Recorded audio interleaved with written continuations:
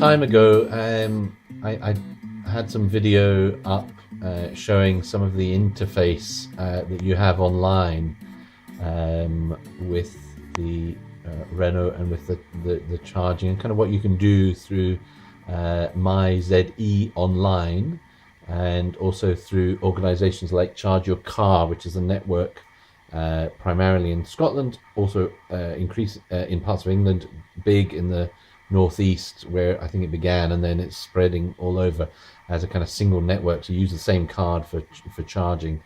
And I thought I'd just show you a little bit here of just what you can do, because it's been a while since I've done this. Now, it actually hasn't changed very much since the last few times of when I last showed you this. In fact, the website here hasn't really changed at all. So when you just log in first and you see your information here, you're first of all just seeing what the current status of the car is: battery level, range, air conditioning, if you had things charged, so when your last charge was, what's happening here. It tells you if it's plugged in and charging at any given time, and it updates generally every half hour. It updates when it is charging or being used, I guess. When it's been used and the car, it'll and you shut off, I guess it sends a note to the Renault servers, and then when it's charging, it updates this every half hour. So it's not completely real time, but it's close enough. You do get an email notification comes through if you have that set up pretty darn quick after the car has finished charging. It's just within a minute or so that will come through. I click on battery charge up here and wait for our incredibly slow internet connection here to click in. It just gives you a lot of the same information. You can set, I think, under here, the calendar and all that sort of stuff, if you want to just start charging if the car was plugged in. Of course, I never use any of this because I'm just plugging in at the public charger, so I just want it to charge immediately. I plug it in so that then I can move the car and all of that. And so I assume under plan your charge, it is the calendar that you can set up. There it is. Which I do not have set up at all. I just let it charge as soon as it can. Oh, it'd be nice to try all this stuff out. It doesn't work for the way I've got it. Charge history, though, I do periodically have a wee look at this, and it is a bit more interesting, where it shows you the start point and end point and the time it took for getting to whichever percentage type of charger and all of that. And you can go back in history with this up to up to a year. I kind of assumed it would just keep on going back, but no, it's obviously they keep a year's records back there. Oh, that's interesting. I don't think I've checked this for quite a while. So I can't go all the way back to when I first started the car. Look at this, 1%. I was close to the bone on that occasion, clearly. Dear. Then under air conditioning, you can. In fact, if I hang on a minute. Details for each. Yes, I should really go back to that. If I just hit the back key, it would be quicker, wouldn't it? Right. I don't think it tells you much more about the individual things, but we'll go in and have a quick look. So let's take one of these. It was a long one. Details for each history. I wonder what it gives you here.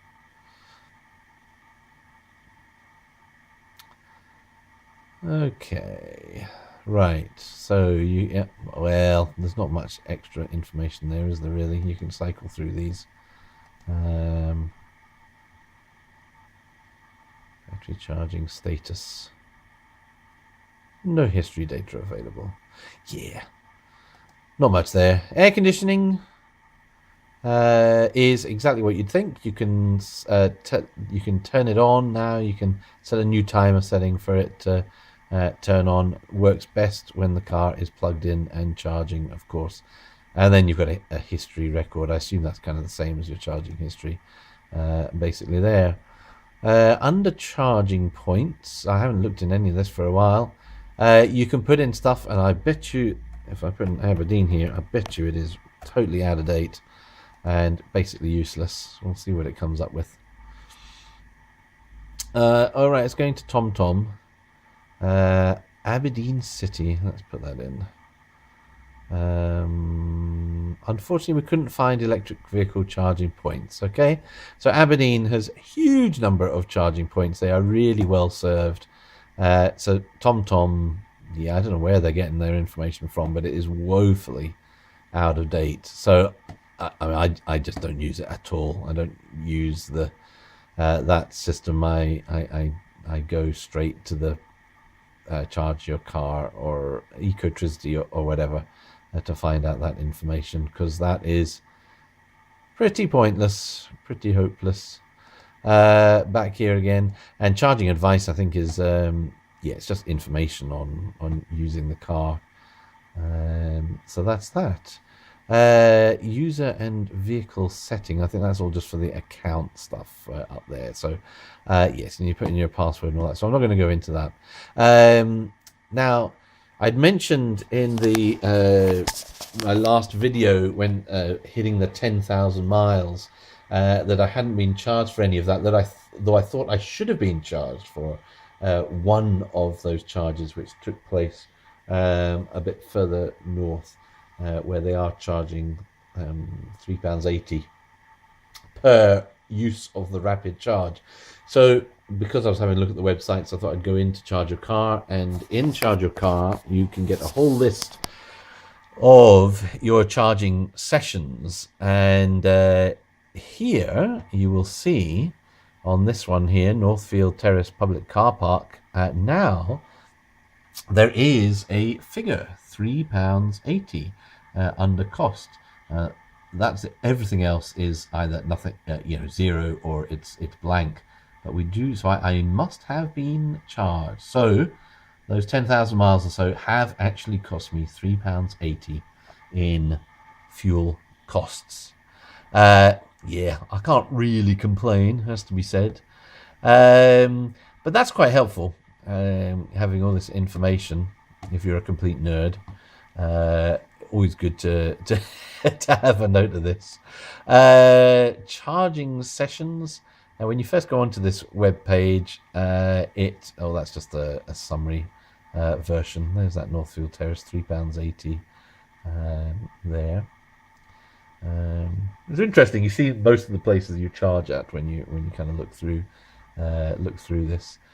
If I go back here, it tells you 245 charging sessions, and I have used 2,718 kilowatt hours of energy. It will be a bit more than that, using the Ecotricity, some of the Ecotricity chargers as well. Those ones do not cost anything to use. We get our household electricity and gas from Ecotricity as well, so we actually get a preferential rate on our electricity and gas because we've got an EV. There's a slight reduction in that. So there we are. That's the website and some of the information it can show you about what you're doing, how you're using the car, which is quite helpful. I'm not sure if I've got it flagged up here at the bottom. You get this annoying little reminder. There it is, from R-Link. New items waiting for installation. So periodically you get a note saying that you need to insert the SD card from the car because there's an update available, and I've been tinkering away, adding a few things on the R-Link store, and I think I need to plug in the card for it then to download the program to then transfer to the R-Link, the sat nav, in the car. which is okay, works all right. Some of the stuff down seems to update automatically when you've got a connection, but the connection is pretty slow in the car. So if there's anything big, it tells you to transfer it onto the SD card and then put that back in the car, and then it just updates in the background, and it'll just get on with it, which works okay.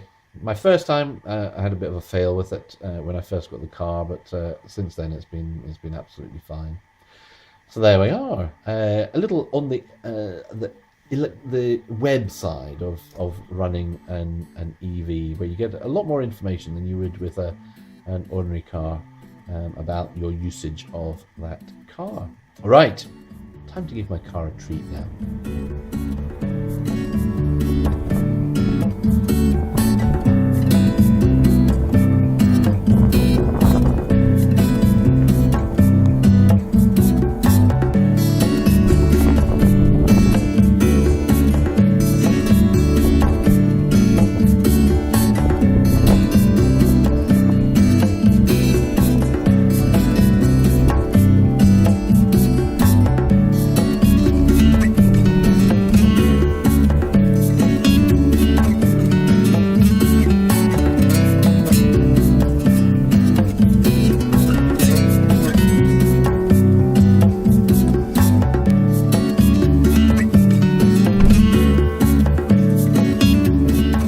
Well, in my last video I said I had planned to get the car washed, but didn't actually get round to it.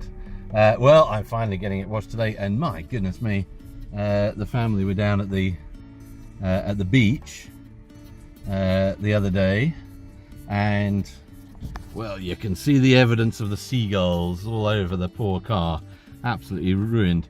Anyway, so I am giving the car a run through the car wash. You see, electric car, EV, lots of water, soap and all the rest, and all will be fine. I am confident. So that's the plan. So you do need to remove the aerial from the roof, as you saw me doing just a moment, and I usually put the mirrors in as well, just so that they're tucked away. Otherwise the mirrors can kind of flip all the way around when these things are flying around. And because this is such an exciting day, I've even got my lunch. I got some lunch to sit and have a wee picnic in the car while it's being washed, because such is the excitement in my life. There we are. Orange juice, Tropicana. I'm going through a healthy option, and chili heat wave. Very nice indeed. I've put in my code, and I am pulling forward to the mark when it says. So this is all just as you normally would in any other car, and I will put it into park, and I actually just leave it on, but in park put the handbrake on, stop it moving around, and turn the wipers off, Peter. That would be a good idea. Okay, wipers are off, and we have the usual fun and merriment going through the car wash. And if it gets all of this disgusting crap off, I'll be well chuffed. I have a feeling there may be bits left. We'll see how we go. I used to work for a wood group as an engineering company up here in Aberdeen many years ago, and their offices were right next to a fish factory, and there was just no point washing your car, because every single day the car would be like this, absolutely covered in the car park just when you left the car.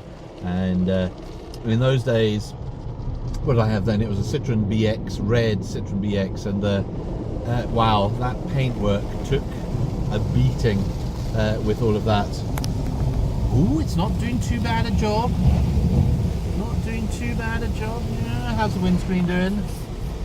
Yeah, not bad. It's mostly away. Well, we'll see how it's done on the bumper when we get out. Oh, would be nice. It's been quite, it hasn't been rainy here at all.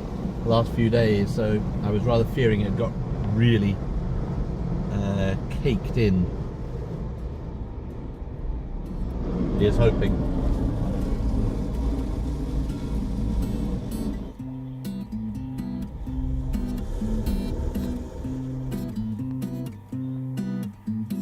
And the reverse.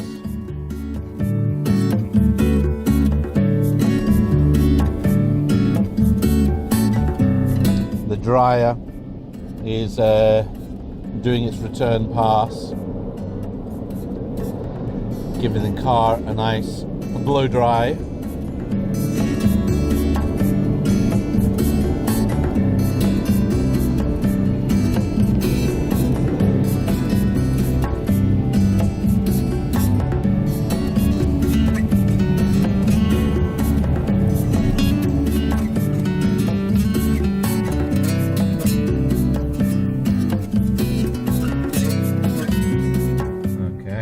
Handbrake off, put it back in drive, and wait for the cue. On we go.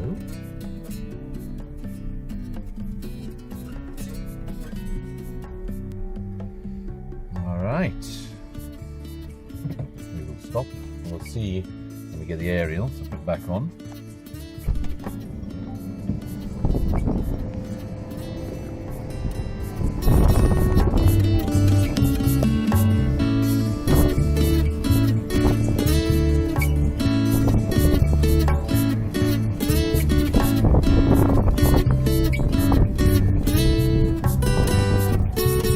Okay, make sure that's on. Mirror out.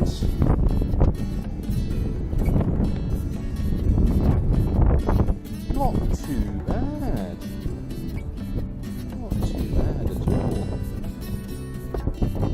Yeah, pleased with that. There's actually a bit of bird poo on the other side over here, which I think is probably from some time ago, which hadn't cleared, but otherwise, all fine. So, nice clean car, no gull droppings all over it, and proof that taking an EV through the car wash, no problems at all. In fact, I do it quite often because I'm a lazy soul that can't be bothered to wash the car by hand. Cheers, bye.